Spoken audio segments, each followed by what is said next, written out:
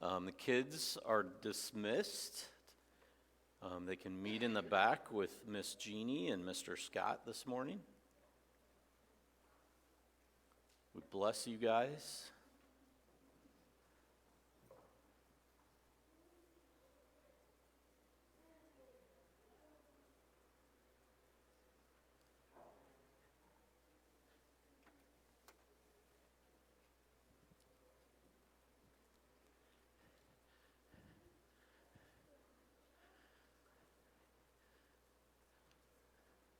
So I thought the ending there was good. It was a little bit of a surprise for us there, which was great because my first question is, who likes surprises? So who here likes surprises? Okay, so maybe there's some caveats to it. Do you really like surprises, or do you just like the thought of surprises? Might be one. But why do we like surprises? Thoughts? Unexpected, suspense, exciting.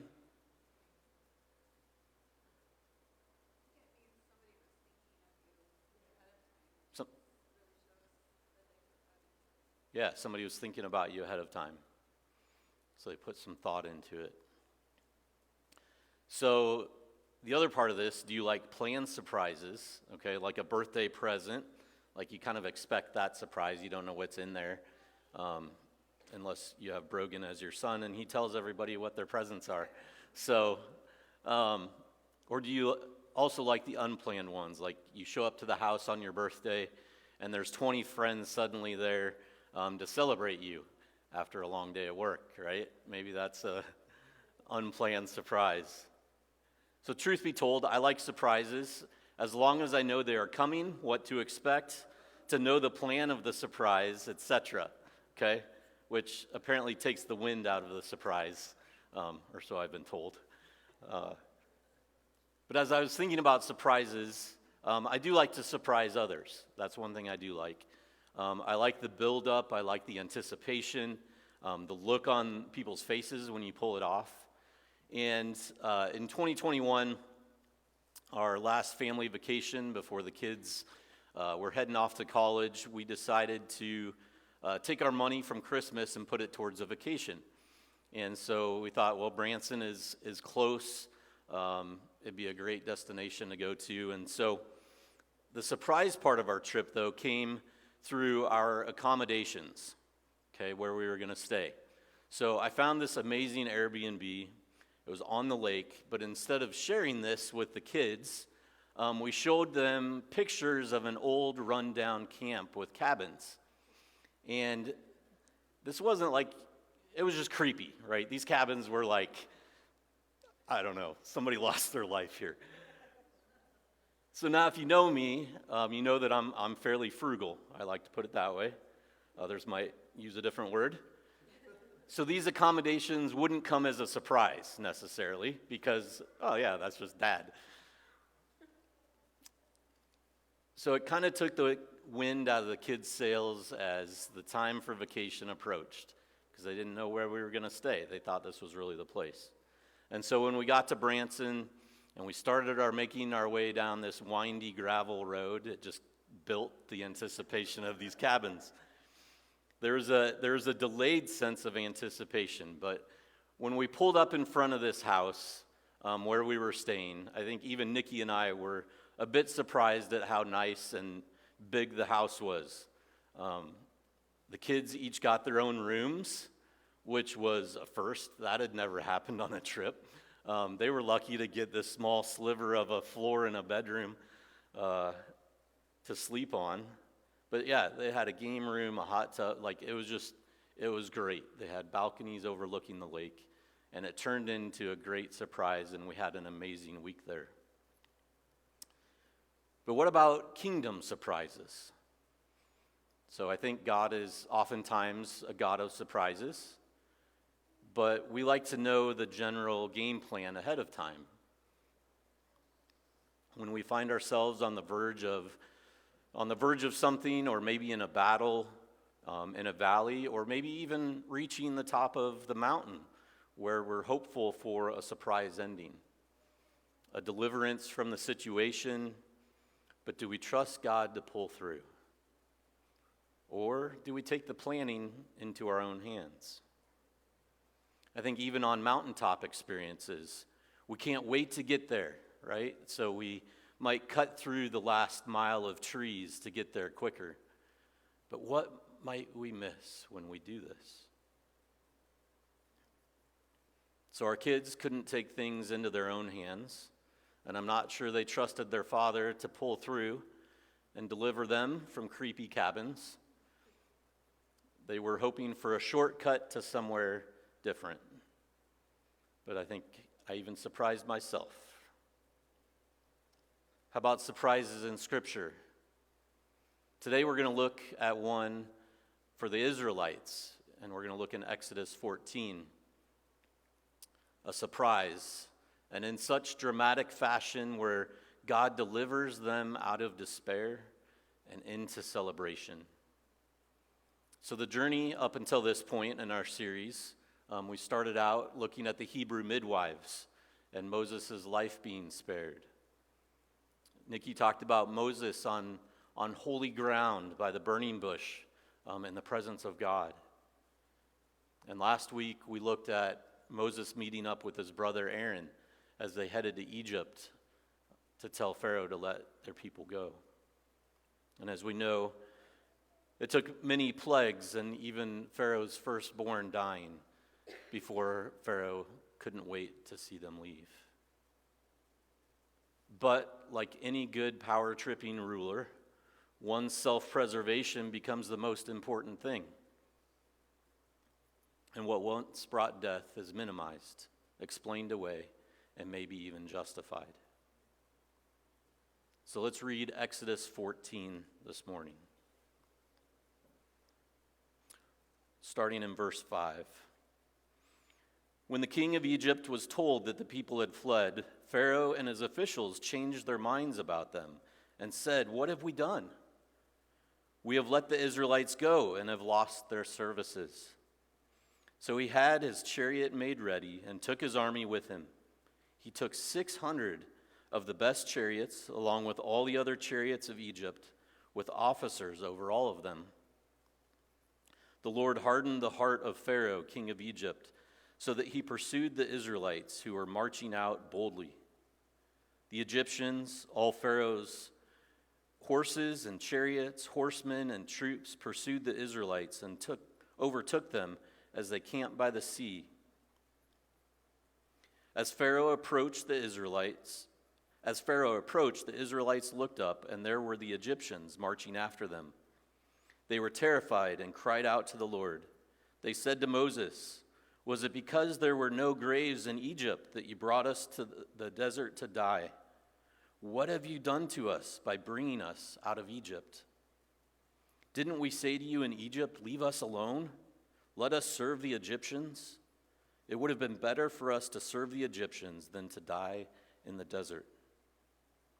Moses answered the people, "Do not be afraid.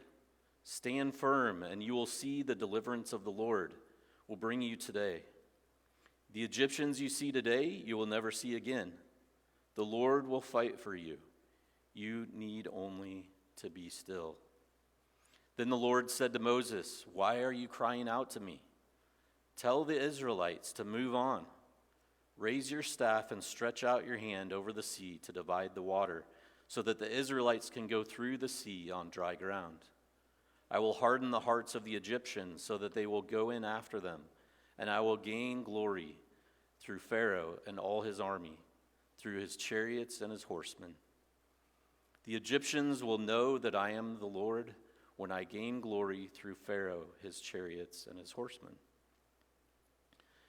Then the angel of God, who had been traveling in front of Israel's army, withdrew and went behind them.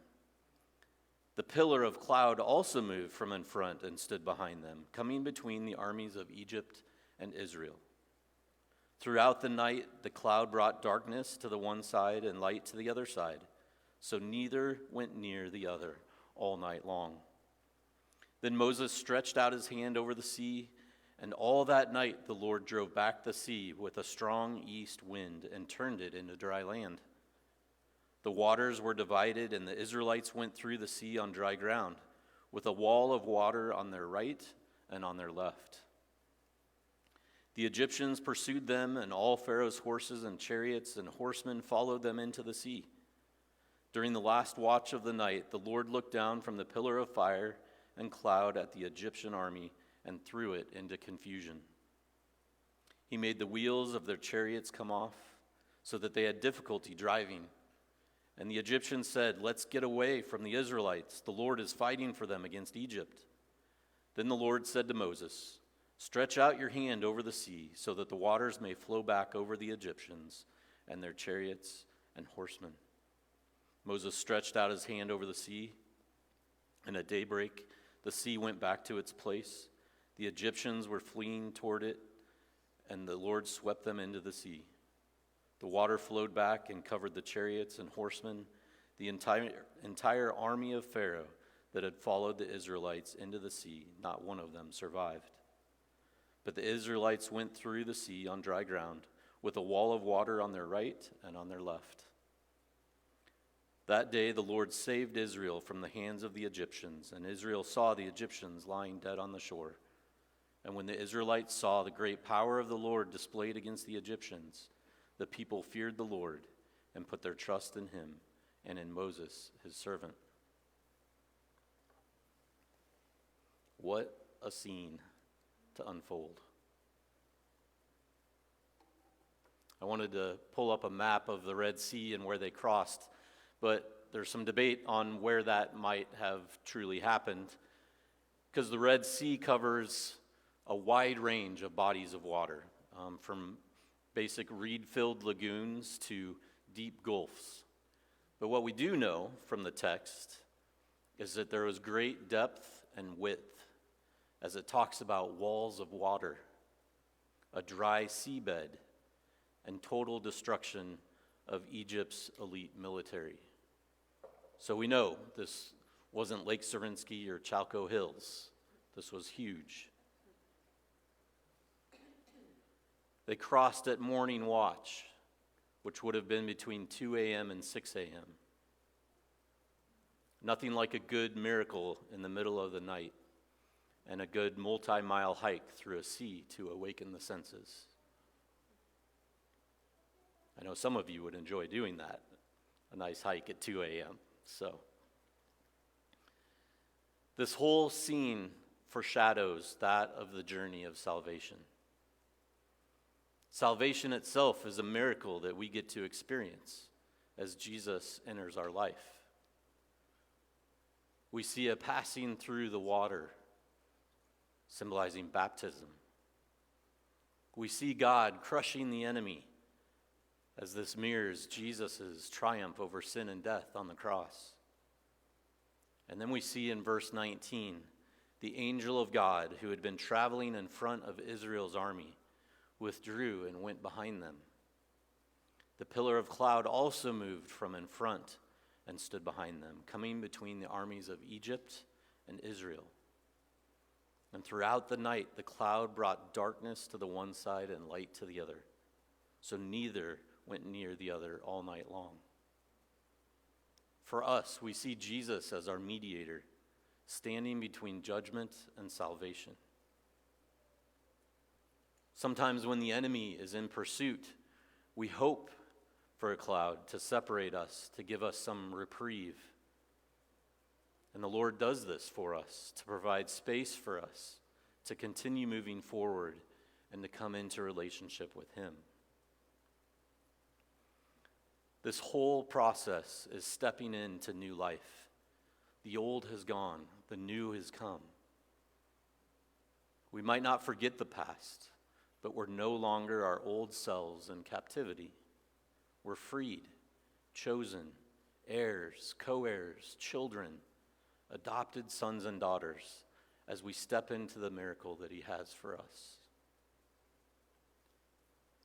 This chapter is full of lessons for us. Maybe as we were reading it, the Lord was speaking to you already on a lesson for you within it. Verse 4 announces the fulfillment of a long-standing purpose, that they might know. That they might know. See, not only destroying the wicked, but to reveal the glory and majesty of the sovereignty of God. This is for us. Every journey, every challenge, every brink of despair, every miracle, fulfilled promise, every camping trip, so to speak, all things so that others might know him. But what do we see from the Israelites? They look up and they were terrified. They fixed their eyes on the distance. While their cry to the Lord was proper and necessary, their response to Moses was not. It showed a lack of faith and understanding. I was reading in Joel this week, and it says this, and many other passages as well. But Joel 2:32 says, "And everyone who calls on the name of the Lord will be saved." Everyone. So it's right to call out to the Lord, but it's with a posture of faith that he is there and will provide. Not one of doubt and a wish to return to the old ways. It's right to call out to the Lord for what direction we are to head, what we're to do in that moment. 2 Timothy 1:7 says, "For the Spirit God gave us does not make us timid, but gives us power, love, and self-discipline." So what are you looking at and what do you see? Do you see those in pursuit and run? Or do you see those in pursuit and say, "Oh yeah, that makes sense. Lord, deliver us as we step into your promise." Being people of the kingdom and understanding that the battle is not against flesh and blood, and Jesus even saying that we would be persecuted, it makes sense that the enemy is in pursuit. If he's not, this should potentially give us pause. It's not to say the enemy is around every corner, but we spend time in wonderful, flourishing, and growth times as well. But persecution and the potential for battles should not be of surprise to us in the kingdom. Every step we take is an invitation to draw closer to God, both in times of attack and in times of rest, in desolation and consolation, in times of movement and times of stillness. We should always be asking, where is Jesus at this moment? What do we do with what we see and what we focus on is a huge lesson for us.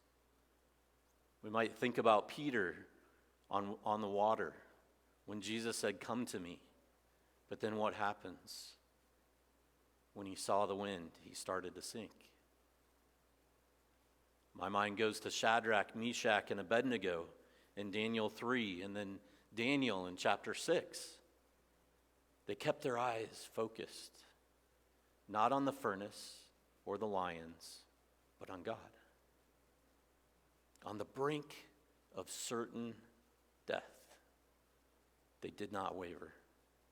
They did not succumb to the pressure of man.